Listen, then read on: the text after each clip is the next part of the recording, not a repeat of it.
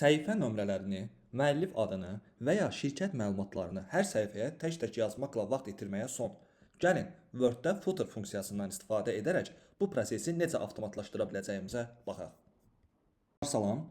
Keçən dərsimizdə Word sənədində necə header qoyacağımızı, header funksiyasını aktiv edəcəyimizi öyrəndik və bu sənəddə keçən dərsimizdən qalan sənəddir. İndi isə bu sənədə biz footer, yəni səhifənin aşağı hissəsinə məlumatlar necə daxil edə bilərik ki, bütün səhifələrdə eyni məlumatlar qalsın və xüsusən də bu səhifə nömrələnməsində daha çox lazım olur bizə. Səhifə nömrələnməsi ilə bağlı daha geniş, detallı bir video çəkməyi düşünürəm. İndi sadəcə bəsit olaraq izah eləmək istəyirəm. Bunun üçün yenə eyni qaydada insert-dən gəlirik footer qisminə və burada ən sadəsini seçirik və gördüyünüz kimi aşağıda footer hissəsi açıldı dostlar. Gəlin belə deyək. Biz ən bəsit nömrələnmədən başlayaq. Elə eləyək ki, sənədlər, səhifələr aşağı sıralanma ilə getsin. Bunun üçün burada yeni açılan header footer funksiyasında bölməsində page number çıxır. Page number vurduğumuzda burada footerda hansı tərəfdə nömrələnmə istədiyimizi, sağda, içəridə, sol tərəfdə, mərkəzdə, solda yazacağımızı göstərir. Biz sağ tərəfi seçirik və aşağıda da deyir ki, show number on first page, birinci səhifədə göstər nömrələnməni. Amma bəzi sənədlər var ki, birinci üz qabığında nömrələnmə olmur. İkinci və ya üçüncü səhifədən hətta başlayır. Buna görə bunu seçib-seçməmək artıq sizə qalıb.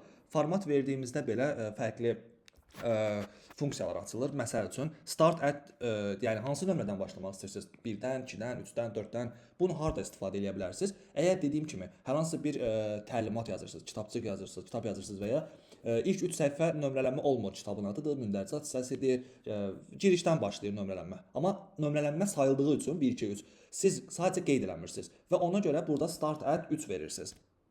Yəni bu, amma indi biz birinci səhifədən nömrələnməni başladığımız üçün start at 1 yazırıq və OK vurduğumuzda gördüyünüz kimi artıq səhifənin nömrəsi düşdü. Gəlirəm ikinci səhifəyə. Gördüyünüz kimi səhifə 2, səhifə 3. Burada başqa bir məlumatlar da yaza bilərsiniz. Məsəl üçün şirkətinizin hər hansı bir məlumatını yaza bilərsiniz. Şirkətin adresini yaza bilərsiniz. İstədiyiniz məlumatı yazarsanız eyni məlumatlar bütün səhifələrdə olacaqdır. Və sonra yuxarıda 2 dəfə tıklayandan sonra sənədə artıq footer hissəsi heç bir dəyişiklik eləyə bilmirsiniz. Təbii ki, footer hissəyə gələndə 2 dəfə vurduğunuzda yenidən aktiv olacaqdır. Gördüyünüz kimi səhifə 1, 2, 3 beləcə qalır və yuxarıda da header hissəsi eyni şəkildə qalır. Belə dostlar, ümid edirəm işinizə yaradı.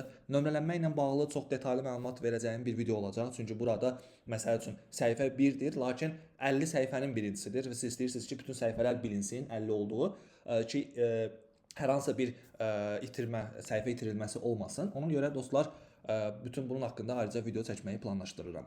Belə dostlar, sizdən xahişim videonun sonuna qədər izləyib bəyənməyiniz, yorum atmağınız və kanala abunə olaraq dəstək göstərməyinizdir. Yeni videolar gələcəkdir. Təşəkkür edirəm. Yeni videoda görüşənədək.